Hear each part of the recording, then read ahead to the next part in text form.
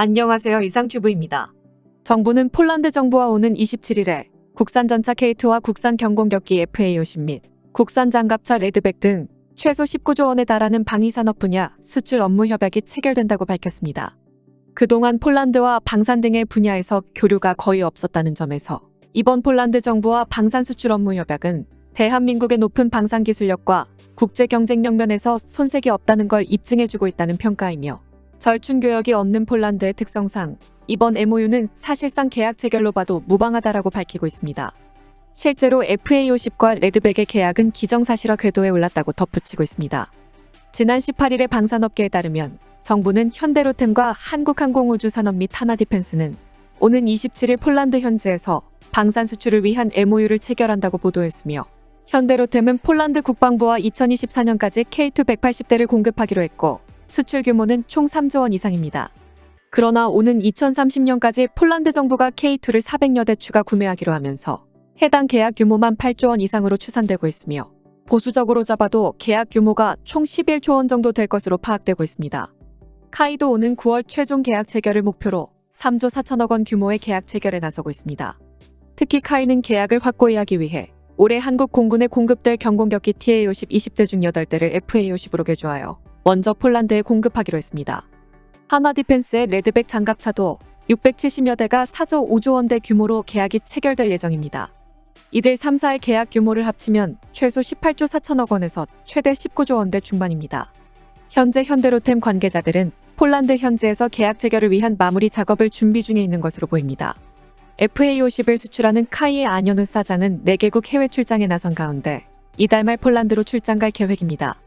최근 정부의 국가안보실 고위 관계자도 방산업체 경영진을 만나 수출 가격과 물량에 대해 논의한 것으로 전해져 폴란드와의 수출 협상은 마무리 단계에 있다고 설명하고 있습니다.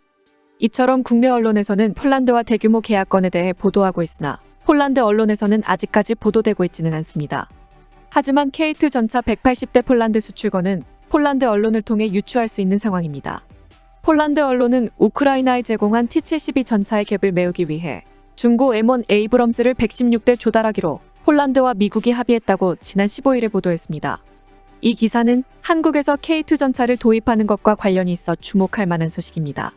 폴란드는 차기 전차 조달 계획이 러시아군의 T-14 아르마타보다 늦어진다고 판단했으며 긴급 조달 명목으로 폴란드 내의 모든 절차와 오프셋을 생략하고 M1A2 SEPV3 250대를 도입하기로 했습니다.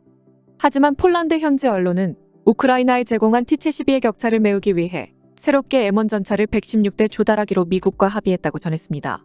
이번에 미국에서 도입하는 M1 전차는 최신 M1A2 SEPV3가 아닌 미 해병대에서 퇴역한 M1A1 중고 전차이며 이 중고 전차는 폴란드가 우크라이나에 제공한 240대의 T-72 전차의 갭을 메우는 존재라고 보도되고 있습니다.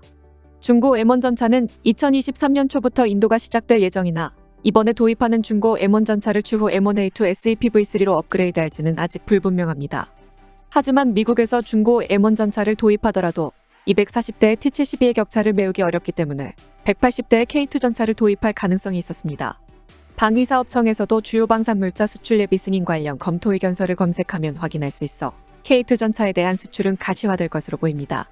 폴란드도 한국에서 대규모로 무기를 수입하기 위해 국방비를 GDP 대비 5%까지 올릴 것이라고 폴란드 언론은 밝히고 있습니다.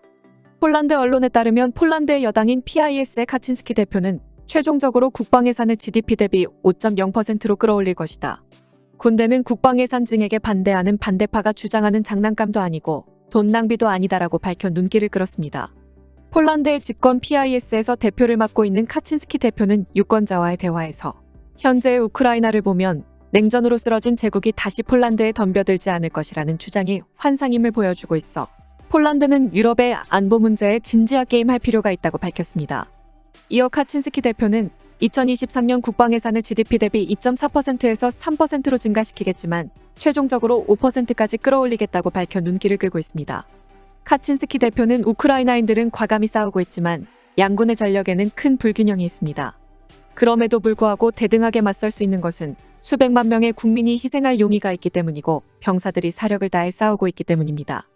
폴란드도 충분히 무장하고 용기를 갖춘 나라가 될 필요가 있고 그렇지 않으면 재난이 닥칠 것입니다. 군대는 반대파가 주장하는 장난감도 아니고 돈 낭비도 아니다며 국방 예산 지출은 러시아가 폴란드를 공격해도 성공하지 못할 것이라는 메시지를 러시아에 알리기 위한 것이다며 국방 예산 인상에 대해 이해를 구했습니다. 구체적으로 폴란드의 국방 예산을 언제까지 GDP 대비 5%로 올릴 것인가에 대해 카친스키 대표는 언급하지 않았지만 2023년의 국방 예산은 222억 달러 정도가 될 것으로 예상되고 있어 이것을 5%로 인상하면 대략 370억 달러 전후가 될 것을 보여 GDP 대비 국방 예산의 비율에서 미국을 제치게 됩니다. 매우 흥미로운 것은 러시아의 우크라이나 침공으로 인해 유럽 각국이 국방 예산 증액을 검토하기 시작하고 있는 가운데 폴란드는 항상 가장 먼저 국방비를 올리고 있다는 점입니다. 폴란드는 러시아의 우크라이나 침공 발생 이전부터 러시아의 위협을 우려해 지난해 10월에 시대에 뒤떨어진 국방법을 폐지하고 새 국방법을 도입했으며 지난 5월에 새 법이 발효돼 현재 14만 명의 폴란드군을 30만 명에서 40만 명까지 확장할 가능성이 대두되고 있습니다. 아마도 2023년에 유럽 국가들이 국방 예산을 증액할 예정이어서 자금이 무기 시장으로 흘러들어가면 한정된 방산업체의 제조 능력을 유럽 각국들이 서로 빼앗는 형태가 될 가능성이 있어 정식 발주가 늦어질수록 납기가 늦어지고 가격도 오를 가능성이 있기 때문에 이를 내다보고 폴란드는 2022년 중에 한국과 미국에게 대량의 무기를 발주해 폴란드가 필요한 무기를 빨리 확보하려는 의도로 보입니다. 전 세계적으로 안보 환경이 급격히 나빠졌기 때문에 돈이 있어도 무기나 장비 조달에 상당한 시간이 걸릴 것으로 보이며 폴란드의 경우 우크라이나 국경에 맞닿아 있어 정말로 위기가 닥치면 발주에도 늦는다는 상황에 빠질 수 있기 때문에 세계 무기 시장이 수십 년 만에 구입자가 아닌 매도자 중심으로 무기 시장이 흘러갈 수도 있습니다.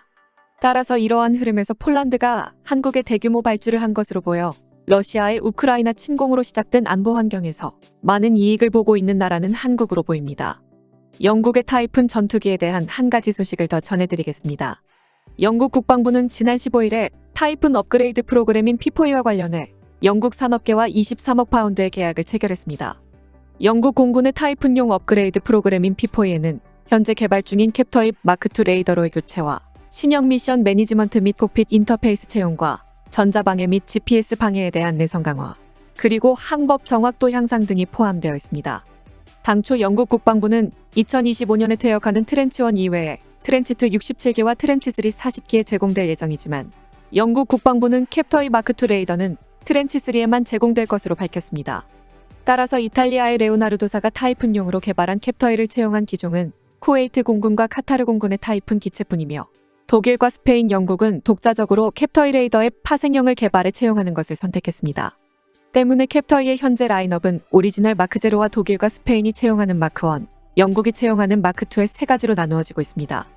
2020년에 개발이 시작된 영국의 마크2는 미국이 F-35용으로 개발한 AN/APG-81과 같은 다기능 어레이 방식으로 공대공 모드나 공대지 모드를 행사하는 레이더로서의 파워와 정확도를 유지하면서 광대역에서의 전자전 능력을 동시에 운용하기 위해 기존의 A4 레이더보다 더 많은 송수신 모듈을 탑재하고 있다고 알려지고 있습니다. 영국 국방부는 마크2로의 교체를 포함한 P4E를 최초로 적용한 기체는 템페스트가 될 것이다라고 밝혔습니다.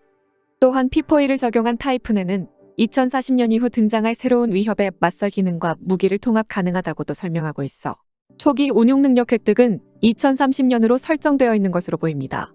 따라서 마크2 개발은 템페스트용 레이더 개발을 담당하는 BAE와 레오나르도 UK가 담당하고 있기 때문에 마크2는 템페스트를 위한 기술적 테스트 레이더로 간주되고 있으며 영국은 마크2 개발에 투자함으로써 템페스트의 레이더 개발에 필수적인 약 1,300명의 엔지니어들을 고용할 수 있을 전망입니다.